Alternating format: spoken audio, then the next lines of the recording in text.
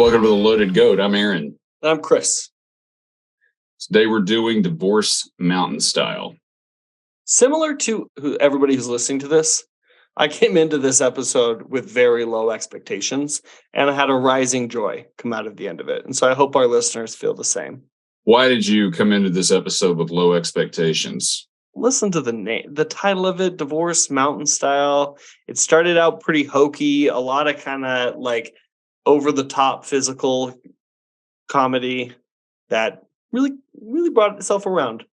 Well, it's a play on the name Divorce of the movie Divorce Italian Style, right? I am learning this real time.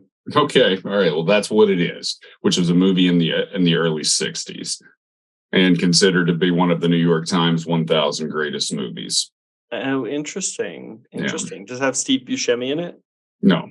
Oh. That's all I got. Well, okay. But you enjoyed it. I enjoyed it. Came around. And you? I did. I enjoyed it. It's a fun episode. It's got a lot going on. About it? Let's dive in. This episode first aired on March 30th, 1964. A day after my birthday, but a couple years before. Maybe what? No, I'm not giving this away on a public... 26 years before? A public forum. Okay. All right. I just turned 18. Okay. All right. Yeah, I can tell. We open with Andy and Barney at the jail talking about him taking Thelma Lou to the hardware store after a movie. And in comes Charlene Darling Wash, and she's come to town by herself, hitchhiking apparently. And she comes in and, obviously the Darlings are always they're fun, they're silly, but when Charlene's not just hanging all over Andy, she's pretty engaging and funny. Yeah, I agree. They do a little bit of close talking. Andy and Barney come on her a little too hot, but I think overall, they were happy to see her. I think so. She asks Andy if he can drive her somewhere, but can't tell him where. And she promises she'll tell him later. And Barney says they can just roll it into patrolling the town. And then he goes, I'll let Sarah know. And I don't know. This just makes me laugh. Barney calls. Because at first I was like, do they always do this? And then I was like, wait, Christopher. No. And then Barney calls and says, we're going to be out. He goes, and if anybody tries to problems arise and people need to reach us, we won't be here. And that's it. I just was kind of like, well, that's a commitment to law enforcement right there in that town. Yeah, it really is. Yeah. Later, the patrol car pulls into the woods next to an oak tree, and Charlene says this is where she wants to stop. And they get out, and she asks for a shovel. Andy is confused, but Barney says he thinks he knows what she's up to, and he will explain later. And Charlene starts digging a hole to bury a sack. Digging a hole with such a short shovel. Like, they gotta bend over for that thing. And they had some fresh dirt, too, and yeah, but Barney's theory is not a bad one. He thinks it's because someone is sick and this is their way to cure it. I mean, the only thing that gives you pause is, like, I've seen this episode so many times. I know what she's going to do, but I don't know. In the first, did you know exactly what she was up to? I thought she was going to bury a dead squirrel pet at first. That's what you thought? Uh-huh. And then because she was leaving her husband, she was going to start a pet cemetery that was going to be her new bread and butter. Can you really just give me a straight answer on what thought you had when you actually watched this particular scene? What you really thought she was going to do, seeing this for the first time? No, Your Honor, I will not do that. Why not? This is the whole point. Well, I didn't really have thoughts about it. I was just watching, like, she's digging. It's going to be something. Like, they had set it up that it's so over the top that, like, it's like, what is she actually going to do? And I obviously went to, like, humor versions of, like, oh, there's something dead in that. I'm trying to think of bits all the time. I know. Sometimes the whole point of this thing of this podcast is watching it with someone for the first time. So when you're like, I think she was really. Maybe you should have chosen someone that has a little bit more critical thought. I chose someone who's entertaining. So she finishes burying and points to Andy to come over to her. And Andy's hesitant, but Barney tells him he can't deny the sick. And she then takes his hand and looks at the tree and says a chant. And then she draws a circle on the ground with her finger. And she then says she's done. And it turns out the whole thing was a divorce with Dud so she could marry Andy. And it turns out Dud was smiling at an ex-girlfriend in church, and he stayed on a fox hunting trip way too long. And you know what they do in those fox hunts? Drink hard cider and act stupid. Yeah, which is true. Which is kind of true, yeah. I mean, that sounds about right. So they get back to the jail, and Barney goes to the library to find something to reverse the spell. And Barney's the only rational person in this whole episode, which I do love as a change. Barney is he's a hero in this episode. I mean, he doesn't distract, he doesn't cause problems. He's kind of, I mean, it seems like that vacation to Raleigh did him some good. It really did. And, you know, him going to find the book is very similar to, I think it's season 1. They're riding in the car somewhere and Andy stops to get a legal book so that he knows how he's going to approach the people at the end. Yeah. Yeah. And so Barney goes to the library. Andy and Charlene go back into the jail with her hanging on him, and they find the Darling family waiting for her. And Briscoe explains that she should be grateful because she has got a wood floor and a husband who hardly ever hits her. What more could a woman? I think it's so funny. What more could a woman ask for? Yeah, I know. Oh. And then Charlene tells him that the ritual is done and that Andy is the man for her.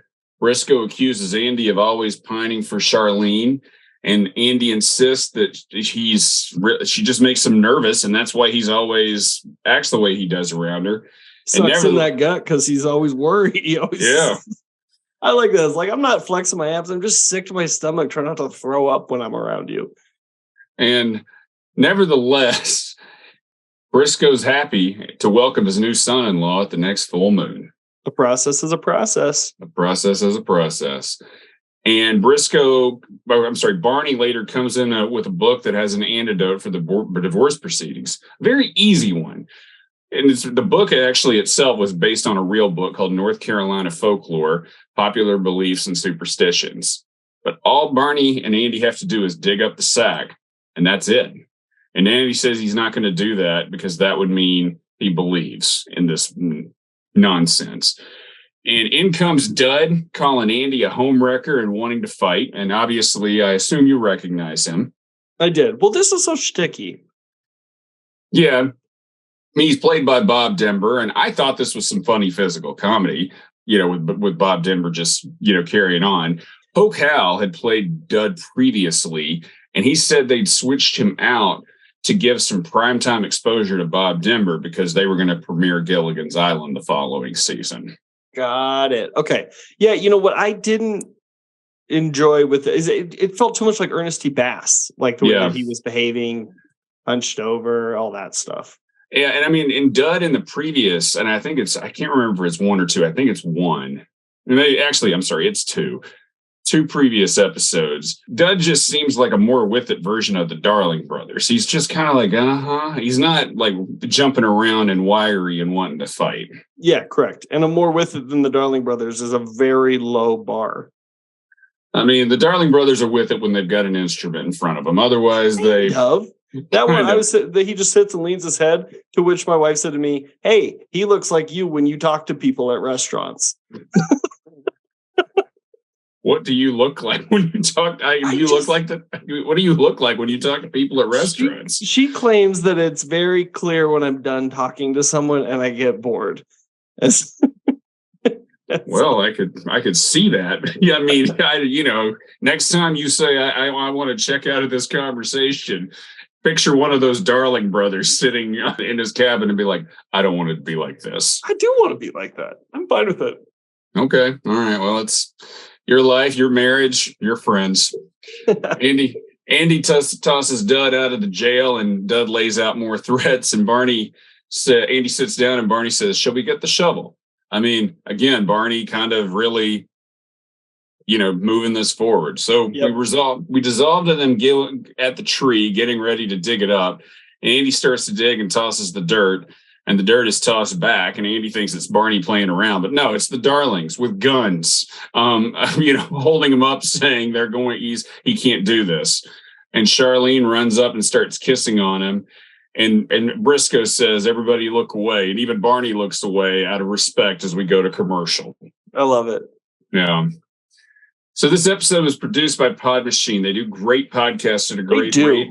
They do. They really do. If you enjoy this podcast and you want to do your own podcast, go to podmachine.com to learn more and enter Loaded Goat at checkout for a 10% discount. So after the break, Andy and Barney are at the jail, and Barney starts explaining the positives about marrying Charlene.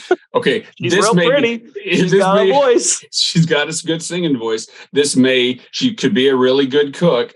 Okay, this may be the one time you're like, what are you doing, Barney? But then Andy says, Opie could use a mother. Oh, yeah. Can you imagine if Andy came back after? So we just finished the bargain episode, and Andy's like, I found someone. And Aunt B would like, this is because of the side of beef, isn't it? Oh, boy. Oh, man. It would. I think there would be a major source of friction in the Taylor household if Andy brought Charlene home as a new wife. I think so. But then Andy says, are you suggesting I spend my life with a skinny, giggling girl who is 15 years younger than I am? Now, what's ironic is that in real life, Andy's second and third wives were much younger than him than that. Oh, really? Oh, yeah. Yeah. So that's kind of amusing. But Barney goes back to the mountain folklore book, and he comes across a passage saying if a rider dressed in black on a white horse is traveling east to west and he passes the bridegroom, then the union is cursed and should be called off. Before we get to that, I want to say my favorite line in the whole episode is Barney reading. He's like, if you take a piece of ash bark and you put it below a dog when it's dreaming, and then you put that bark below your head when you dream, you'll have the same dream. And the way he looks up, he's like, oh, I didn't know that. That was pretty funny. You do wonder, like, I don't need to torture my pets if I have with my crazy dreams. So Barney then says, all we need is a rider. And Andy gives him a look. And so we cut to the stable, and out comes Barney looking like Isaac from Children of the Corn. Yeah, no kidding. He really does. And of course he is allergic to horsehair and has never rode a horse. So this is going swimmingly. Back at the jail, the Darlings are jamming with Charlene singing, and I will say she just does have a really pretty voice when they play together. I do feel like her choreography could use some work. I think she moves because she thinks she needs to move. She doesn't move with intention. I agree with that. I don't think it would make me, if I was Andy, want to basically bring her home as a wife, but she does have a pretty singing voice. Yeah. And Andy comes in, and they're all happy to see him. And he says he's going to go along with this. Now, the moon is full. The Darlings have subdued Dud, which means the brothers have him they're holding him in place. And Andy walks with Charlene to a very grim version of Here Comes the Bride. Mm-hmm. Meanwhile, Barney is having a tough time controlling the horse. I mean, this is so funny. This is really funny. Andy says he has lost his comb, but the boys won't let him go back and to get it. And then Barney comes up on Floyd sitting on his front porch, who says... Barney comes up on the horse while the horse is eating his flowers on his porch. I know. And and Floyd's just sitting there reading the paper, says, you look like you're on a horse. And it's a great... I think they just added him to feel like they said, let's put Howard on the porch and have Barney ride up to him. It's just great, though. He's just kind of like, oh, all right, Barney, we'll see you. Okay. It's just great. And the horse then passes the Darlings and Andy, but it's going north to south, and Andy's like, oh, no. And then they start to go do the ceremony, and Dud comes up and tells her how much he loves her. And you can tell Charlene's moved, and even Briscoe's moved. And then at that point, Barney comes by. He's riding, and he's going east to west. And they all move away. And Dud yells, serves you right. And Charlene jumps into Dud's arms, and Andy breathes a sigh of relief as we go to commercial. It's like it wasn't meant to be. It was not meant to be. It was not meant to be. In the epilogue, they are all playing in the jail, and they sing Boil Them Cabbage Down. and Charlene. Which always makes her fall in, makes her cry. I mean, like they come up with the craziest names. He goes, that always makes me cry. And Charlene and Dud dance and sing, and then she dances with Barney, and we close the show. It's a good episode. So it comes around. I guess maybe the turning point for me is Barney and the horse opens up the rest of the physical comedy for the episode. So was it kind of a weaker one to you and for you until that happened? Yeah, I agree. Yes. Yeah, but I came full circle. I'm ready to give a star right now. Okay, give a whistle. I'm going to give 7. Okay, I'll give this 8. Okay, excellent. Yeah. Any final thoughts? No, but I'm going to go do the marriage thing for us tonight. You and me? Yeah. So what's your plan? I'm going to take the microphone and I'm going to bury it. And who's are you going to get to stand with you? There are a lot of people who pass through. People are starting to come up to Glacier, Yellowstone. Probably will go get Tony Duke. Exactly. Tony Duke, the guy who held your head in the toilet in the first grade. You'd rather do a podcast with him. All right. Well, thank you for listening. Check us out on Apple Podcasts, Spotify, and wherever you get your podcasts. And if you think about it, subscribe. Next week, we'll do a deal is a deal. And if you try to contact us before then, we won't be here.